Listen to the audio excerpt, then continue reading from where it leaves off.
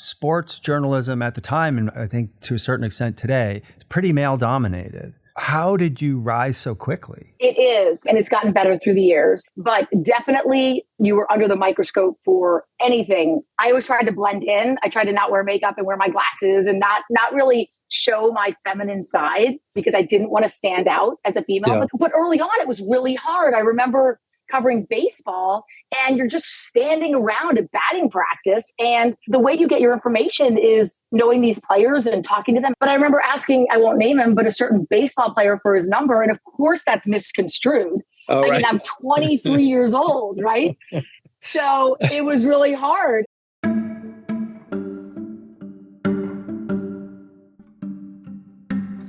Hello, everyone. I'm Jim Ryan, president of the University of Virginia, and I'd like to welcome all of you to another episode of Inside UVA. This podcast is a chance for me to speak with some of the amazing people at the university and to learn more about what they do and who they are. My hope is that listeners will ultimately have a better understanding of how UVA works and a deeper appreciation of the remarkably talented and dedicated people who make UVA the institution and community it is. Today's guest is a journalist who has spent nearly 3 decades telling the stories behind some of the biggest moments in sports. She's reported from the sidelines of the Super Bowl, the Olympics, Monday Night Football, and now Sunday Night Football on NBC. She's been a correspondent for The Today Show, hosted NFL 360, and is known for her sharp preparation, heartfelt interviews, and trailblazing role as one of the most recognizable women in sports media. She's also a proud UVA alum, a mom of 4, a UVA parent, and today she's the one being interviewed. Melissa Stark, welcome to Inside UVA, and thanks so much for being here. I'm so excited to be on the other end of this, and I can't wait for all your probing questions. So let's start at the beginning. I understand that you were exposed to and perhaps participated in sports from a very young age. And am I right that the former quarterback of the Baltimore Colts, Burt Jones, taught you how to throw a football when you were 7? You have done some good research there. Yes.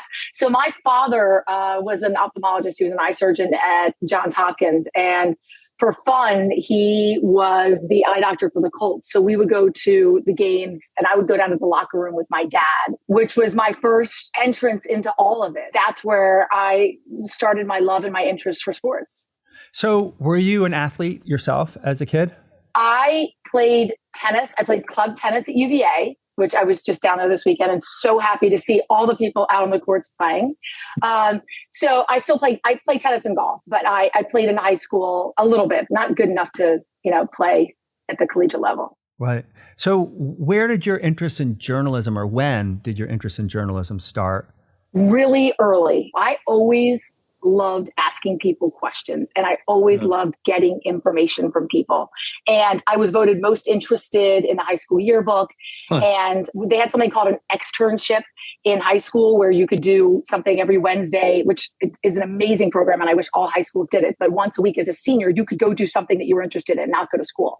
So I did it at the local Baltimore station. I'm from Baltimore, and got a sense of how the assignment desk worked, how they prioritized, went on the evening news and went out and, followed them on stories and things like that. So I knew I was always interested in news.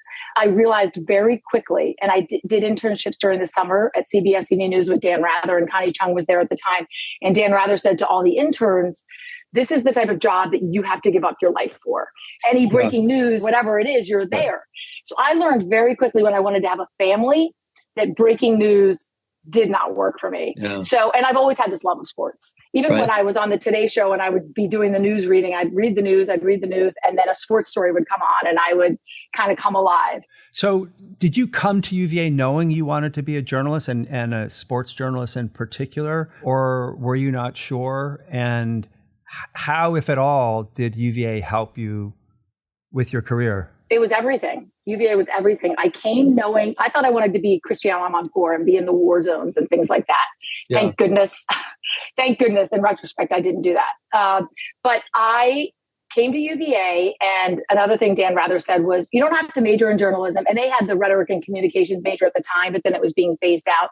He said, just get practical experience in the summer and a major with a lot of writing. So I majored in foreign affairs or international relations and with a minor in Spanish, thinking again along the lines of news. My fourth year at UVA, I was lucky enough to get an internship on the coaches show. So it was Jeff Jones was the basketball coach, George Welsh for football. And I interviewed the football players and basketball players. So when I graduated, that was my tape. I had a tape and I took it to all the local news stations, but they said, I can see how you cover sports. I don't know how you'd be in the local town council meeting or something like that. So, and then there were so few women at the time. So I got a job in DC, sort of Maryland, amazingly, covering all the teams. I mean, I grew up 10 minutes from where the Orioles played. And so I was covering those teams, the local teams there. And then ESPN News was launching. So within a year, I was at ESPN. And I was very fortunate, right? I think if you knew sports, if you were smart, if you had good interviewing skills, I quickly rose to the top. That's kind of incredible, in part because sports journalism at the time, and I think to a certain extent today, is pretty male dominated. How did you rise so quickly? Other than your obviously extraordinary talent, but that's a challenging environment.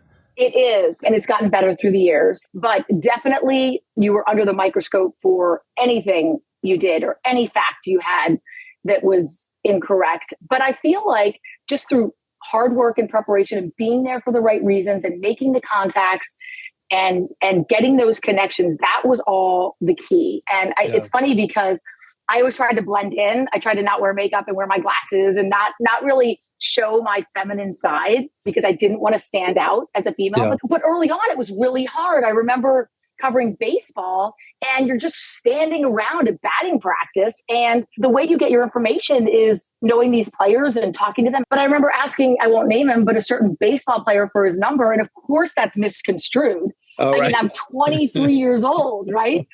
So it was really hard. And I remember being interviewed by USA Today and he asked me, how many players' numbers do you have and whatnot, as if that was sort of the standard and how you knew if you were going to be a good journalist. Right. And I sort of say, it's really hard to walk that line and let them know that I'm there to work. So walk me through your career until you took time off for your family. So like I said, I worked at, it was kind of a regional cable network in the Baltimore, DC area, Home Team Sports. And then I got the job at ESPN. And I think they thought that I was more well-versed than I was. They had me sort of doing highlights and I didn't even know how to move the shot sheets or do anything. And I said, I guess I failed that. And they said, well, no, we want to find a place for you here at ESPN. So they had a tape show called Scholastic Sports America, which was all the best high school athletes in the country. And I would go around and interview them. And that was great. And then I started covering football there. And the nice thing about ESPN is you can cover all the sports. I was there for a couple of years. And then I was at the US Open in Pebble Beach in 2000 when Tiger Woods blew through the record books. And I got a call from Don Ohlmeyer, who was the longtime Monday Night Football producer back in the 70s during the Cosell days. And they were bringing him back to sort of revamp Monday Night Football. And he called me and I was offered the job at 26 years old, the highest rated show in television. And I mean, it was definitely intimidating because I have so much advice for people now. I was 26 years old and sort of on this national stage before I knew if I was ready for it. And that was when he hired Dennis Miller and he had Eric Dickerson. So he wanted a Hall of Famer. It was me. I was the female voice, Dan Fouts, quarterback, and Dennis Miller. And it was Al Michaels, who's just legendary. That didn't last that long. It was an experiment, but at least it got Monday Night Football back in the headlines. And then I was there and John Madden came in and that was incredible to work with John Madden. I mean, to have someone, he was really instrumental in my career because to believe in me at that young of an age, someone who had that football background and was that revered in the sport. And he did. We just connected. And then I was there for 3 years on Monday Night Football. And I left because I was pregnant with my first child, who is now at UVA. He's third year at UVA. And I remember Al Michaels calling and saying, you can come back a month later, 2 months later, we'll find a replacement. No one leaves Monday Night Football. And I said, I just don't know how I'm going to feel when I have this first child. So that's when I started my family. But that's when NBC reached out because they had heard that I had interest in news. And so I was hired for the Today Show to be a national correspondent. Right. But like I said, news was incredibly difficult once you have a child and family. Right. So I was there for a bit and did the Olympics and things like that. And then once I had 4 kids in 3 years, because I had twins. So finally I covered the Olympics it was amazing. I covered Michael Phelps, especially being from Baltimore, in the Athens Olympics. And that was incredible. And then once I had all these kids, I decided to walk away. So I left in 2008. And I said to myself, I'm fine just being a mom. And not knowing what the future holds. If I never go back, that's fine with me too. So I did that, which I'm not sure nowadays. I don't know how that works, because a lot of people come to me. There's a lot of women and there's a lot of people in this business. They keep sacrificing, right? Because it is a sacrifice. You're always on the road or you're always doing things. So it is hard to start a family. Was it a hard decision for you to leave? No. Isn't that interesting? I mean, I've already been blessed. I've already had this incredible career. I've already been the sideline reporter for Monday Night Football, and I've worked at the Today Show and covered the Olympics and Super Bowls and things like that, and NBA finals and US Open golf. So I come from a really tight-knit family. So having kids was really important to me. So that wasn't hard. So part 2 of my story is my old boss at ESPN went out to work at NFL Network, and he called in 2012.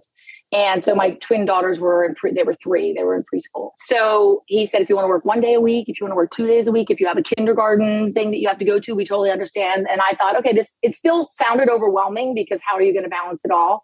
I remember being at the Today Show and always having one foot kind of out the door saying, okay, I need to be here and I need to be doing my work, but I need to be going home and being a mom. So I've always been asked the question, how do you have it all? And I don't know if you do ever have it all, right? Yeah. I think that's the answer to that. But so I slowly eased back in 1 day a week, 2 days a week, and then quickly got the bug and really got back into it. So you've had the chance to interview a lot of people. Are there 1 or 2 interviews that really stand out to you as especially memorable? Well, it's hard to narrow it down, but I do remember when I had my first job at Home Team Sports in Baltimore, and I was going to opening day for the Orioles. And my boss said, President Clinton is going to be there for opening day. And I said, oh, can I interview him? And he said, oh, no. He said, that has to be set up. He's going to be with Secret Service. You don't just, interview the president. It's not like it's some big press day. And I called my dad and I said, Dad, I'm going to interview the president. Okay. Tell me how old you are. I was 22 years old, and I still have this great picture of me reaching across and him reaching across, and we shook hands. And sure enough, I interviewed him. It was softball questions. What does baseball mean to America? What's the joy of opening day? But I did it. And I think the big thing I learned, this is a job and a profession where you have to have confidence, right? I came back recently before I got the Sunday Night Football job, and I came back to UVA and spoke to the journalism class there. And I said, I wish I knew then what I know now. Mm-hmm. And one of the students, as all UVA students are so smart, raised their hand and asked an awesome question and said, well, what would you tell yourself? And I said that I belong. I remember 60 Minutes and Andy Rooney, I think in his closing comments, he said something like, a woman should not be on the sidelines telling me about football. And that was right when I got it was clearly directed at me right when I had gotten that job. And that all that stuff was really intimidating, but it's been incredible. And I've learned so much along the way, and it's so fun to be back. So my career kind of came full circle when I was hired again after having 4 kids that were all teenagers that I was able to raise. I was able to step away and walk away and come back to this profession. And I feel so lucky to have been able to do that.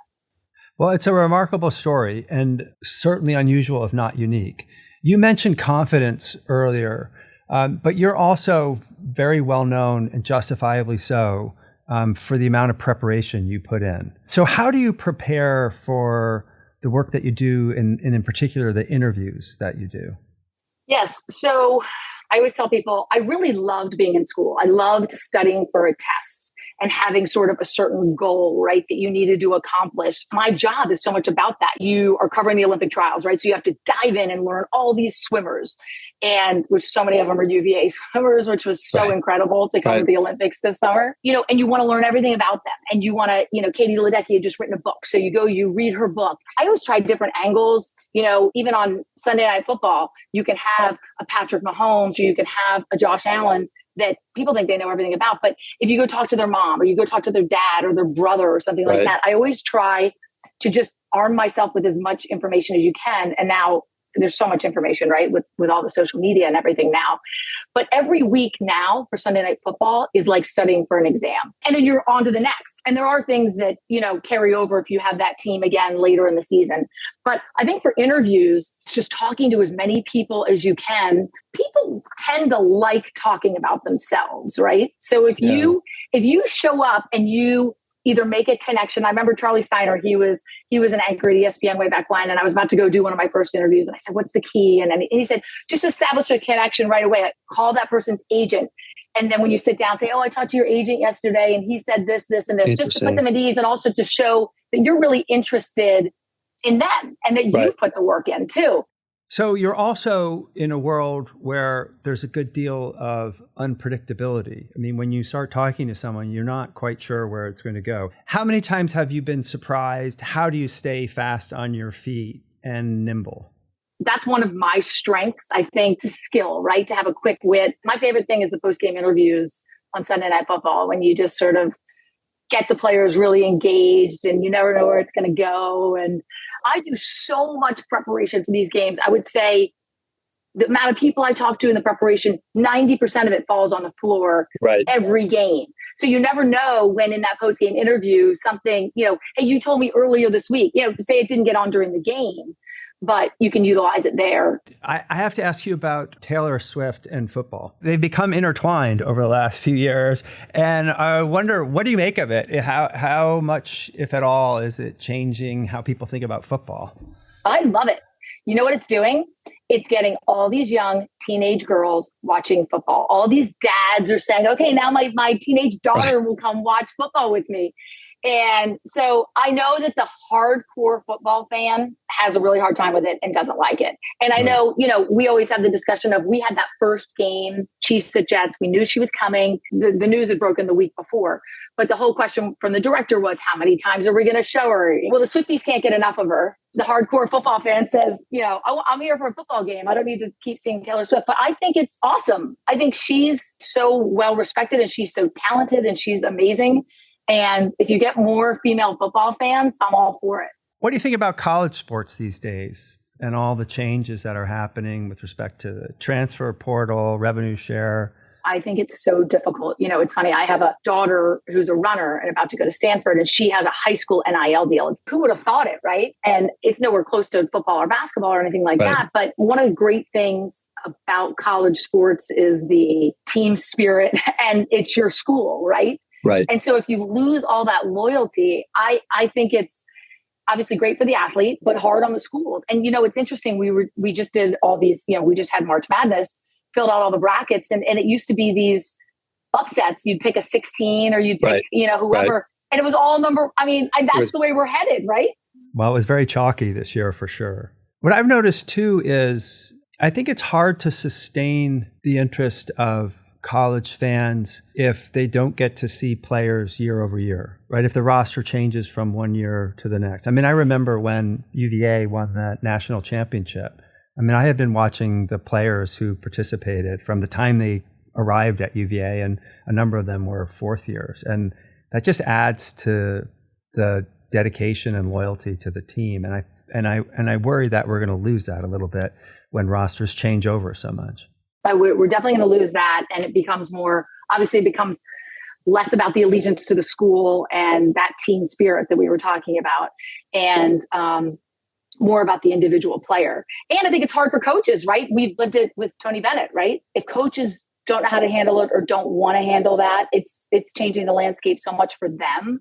I cover professional sports. I cover professional football. And it makes it one of the joys of college was the difference between the two. You weren't dealing with these paid athletes. And the joy of college football was that team camaraderie and the school spirit, which, I was just at UVA this weekend. And one of the things I love about UVA, everybody kept commenting there, is everybody who's at UVA loves that they are at UVA. Right. And I know I'm changing the subject a little bit here from sports, just to being there and seeing the students. And I was so impressed. I don't think I was that confident or well-rounded or spoke so well to adults when I was in college. Well, they're an incredibly impressive group of students. And I too am struck by how many students I run into who say just flat out that they love this place. So what's it been like to be a UVA parent? So much fun, but it's gone way too fast. Yeah. The fact that he's already a third year, but it's been amazing to see how involved he is. The one thing I said to him was, just get involved and do a bunch of things while you're there. And he's the president of Habitat for Humanity, and he started a golf club, joined a business fraternity, is in the business school. And it's just fun to see how much he loves it like I did, and just to be able to continue that on. It's been fun to come down and see, you could be overly academic and standoffish. I was there when you practiced the band, right? Didn't you learn an instrument? I mean, you throw yourself right in there. You're inviting the students over, you're running with them, and you're in the band, basically. Well, I had a short-lived time as the conductor for the Star Spangled Banner. And the funny part of that is the person who leads the band. I was saying, I'm not sure I can do this. And he said, look, don't worry. I've told everyone in the band to follow you when it makes sense and to ignore you when it doesn't. Perfect. So one last question, if you don't mind, and you hit on this a little bit. So if you were to give one piece of advice to students who are interested in following in your footsteps in journalism or sports journalism in particular, what advice would you give them? Well, I think it's definitely a job where you have to have thick skin and you have to have confidence, and with social media and everybody reacting to things, I think that's very difficult these days. But I think, you have to know that you fully prepared, that you have studied, talked to the right people, put in that hard work. Our job is to get that aha moment, that nugget, that nobody else has as a journalist. So I think having the confidence to be able to do all of that, but also that you can go up and talk to anybody. If you mess up, kind of move on and recognize it and learn and grow from that. So I hadn't appreciated that. I mean, you need thick skin if you're going to be the president of a university. But I hadn't thought about members of the media. You're probably critiqued all the time as well. You are. Right. There's things written about me or said, and you don't want to go into the Twitter comments or the X comments. That's a dark hole that you don't want to go down. But you're definitely under the microscope. Every word you say, and I do analyze that. That's part of my job. I go back with the producer and my sideline team, and the day after the game, we go back every single thing I said or how I said it. We analyze it. Well, listen, it's been a total joy speaking with you. I really appreciate your taking the time. And I've learned a lot of tips just from this conversation. Thanks for having me. Inside UVA is a production of WTJU 91.1 FM and the Office of the President at the University of Virginia. Inside UVA is produced by Kokub Rizvi, Benjamin Larson, Mary Gardner-McGee, Matt Weber, and Jaden Evans. Special thanks to Maria Jones and Jane Kelly. Our music is Turning to You from Blue Dot Sessions. You can listen and subscribe to Inside UVA on Apple Podcasts, Spotify, or wherever you get your podcasts. We'll be back soon with another conversation about the life of the university.